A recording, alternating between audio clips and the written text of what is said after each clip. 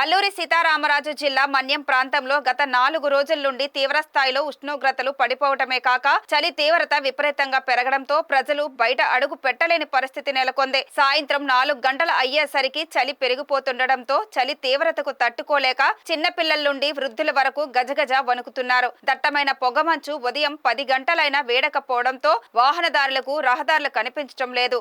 పట్టపగలు కూడా వాహనాలకు లైట్లు వేసుకుని ప్రయాణించాల్సి వస్తుంది. ఓ పక్క చలి తీవ్రత, మరో ప్రక్క దట్టమైన పొగమంచు వల్ల విద్యార్థులు, ఉద్యోగులు, వ్యాపారస్తులు తమ విధులకు సకాలంలో చేరుకోలేకపోతున్నారు. చలి తీవ్రత పెరగడంతో ఉపశమనం పొందేందుకు ఊలు దుస్తులు, రగ్గుల సహాయంతో చలి నుండి రక్షించుకునేందుకు ఇక్కడ ప్రజలు ప్రయత్నిస్తున్నారు. మరో ప్రక్క చలి తీవ్రతకు శ్వాసకోశ వ్యాధులతో చిన్నారులు, వృద్ధులు ఇబ్బందులకు గురవుతున్నారు.